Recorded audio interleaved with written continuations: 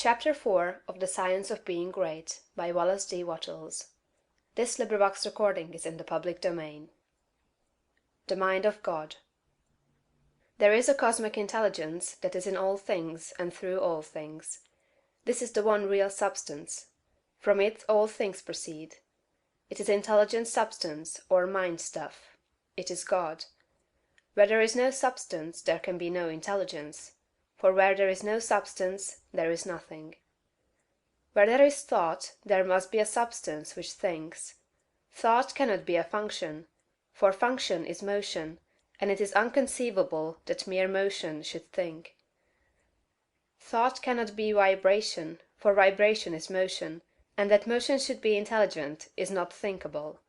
Motion is nothing but the moving of substance. If there be intelligence shown, it must be in the substance and not in the motion. Thought cannot be the result of motions in the brain. If thought is in the brain, it must be in the brain's substance, and not in the motions which brain substance makes. But thought is not in the brain substance, for brain substance, without life, is quite unintelligent and dead. Thought is in the life principle that animates the brain, in the spirit substance, which is the real man.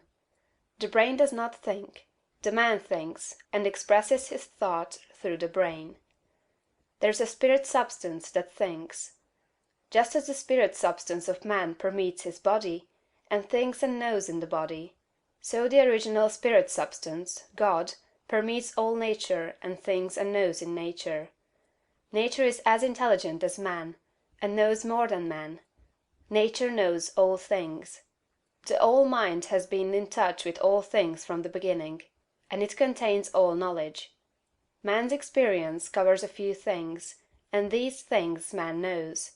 But God's experience covers all the things that have happened since the creation, from the wreck of a planet or the passing of a comet to the fall of a sparrow. All that is and all that has been are present in the intelligence that is wrapped about us, and enfolds us and presses upon us from every side.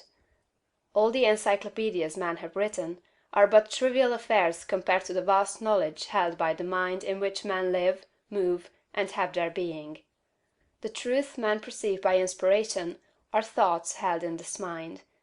If they were not thoughts, man could not perceive them, for they would have no existence, and they could not exist as thoughts unless there is a mind for them to exist in, and the mind can be nothing else than a substance which thinks. Man is thinking substance, a portion of the cosmic substance. But man is limited, while the cosmic intelligence from which he sprang, which Jesus calls the Father, is unlimited. All intelligence, power, and force comes from the Father. Jesus recognized this, and stated it very plainly. Over and over again, he ascribed all his wisdom and power to his unity with the Father, and to his perceiving the thoughts of God. My Father and I are one. This was the foundation of his knowledge and power. He showed the people the necessity of becoming spiritually awakened, of hearing his voice and becoming like him. He compared the unthinking man who is the prey and sport of circumstances to the dead man in a tomb, and besought him to hear and come forth. God is spirit, he said. Be born again, become spiritually awake, and you may see his kingdom. Hear my voice, see what I am and what I do, and come forth and live. The words I speak are spirit and life. Accept them, and they will cause a well of water to spring up within you. Then you will have life within yourself. I do what I see the Father do, he said, meaning that he read the thoughts of God. The Father shows all things to the Son. If any man has the will to do the will of God, he shall know truth. My teaching is not my own, but his that sent me. You shall know the truth, and the truth shall make you free. The Spirit shall guide you into all truth. We are immersed in mind, and that mind contains all knowledge and all truth. It is seeking to give us this knowledge, for our Father delights to give good gifts to his children. The prophets and seers and great men and women, past and present, were made great by what they received from God, not by what they were taught by man.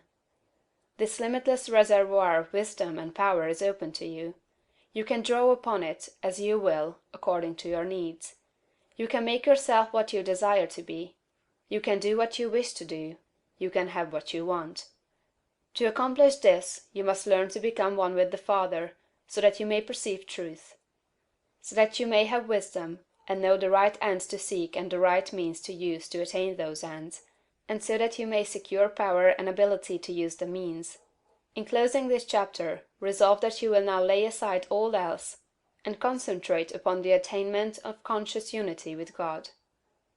Oh, when I am safe in my sylvan home, I tread on the pride of Greece and Rome, and when I am stretched beneath the pines, where the evening star so wholly shines, I laugh at the lore and pride of man, at the sophist schools and the learned clan, for what are they in all their high conceit, when man in the bush with God may meet? End of chapter 4.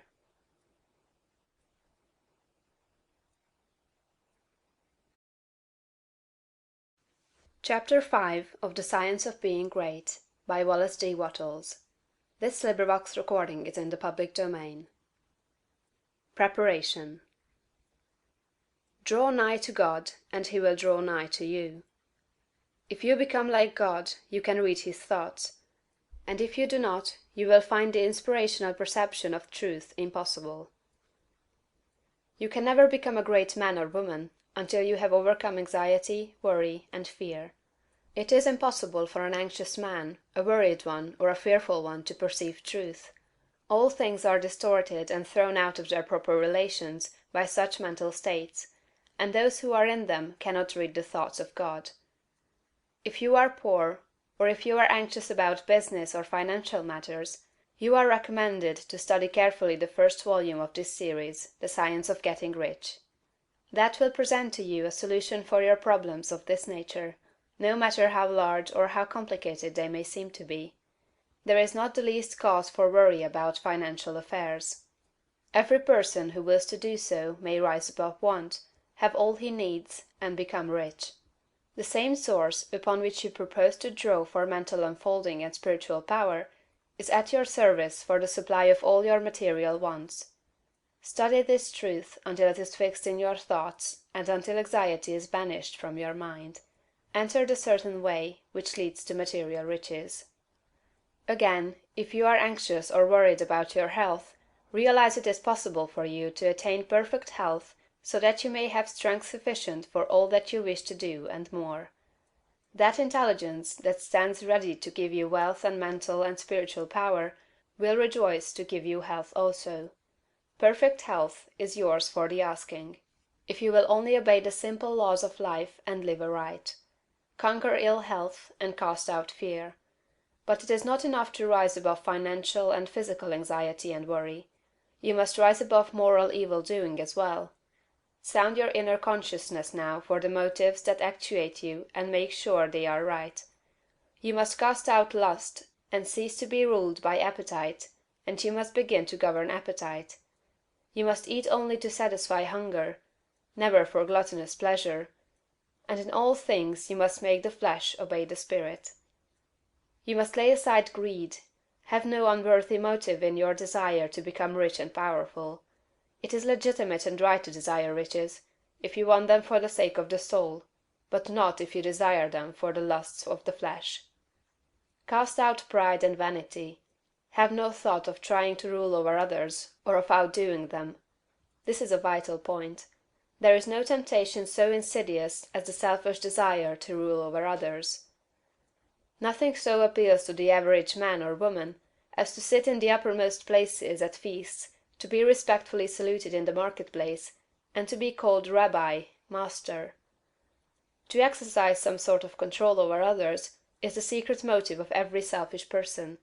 The struggle for power over others is the battle of the competitive world, and you must rise above that world and its motives and aspirations, and seek only for life. Cast out envy.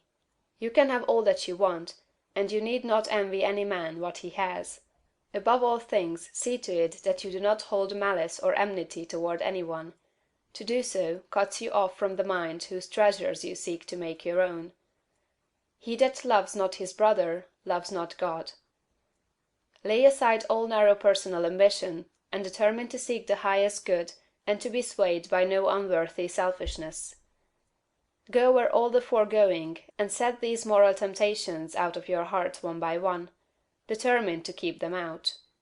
Then resolve that you will not only abandon all evil thought, but that you will forsake all deeds, habits, and courses of action which do not recommend themselves to your noblest ideals.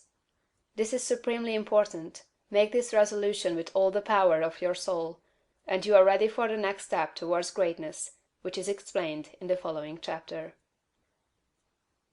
Chapter 6.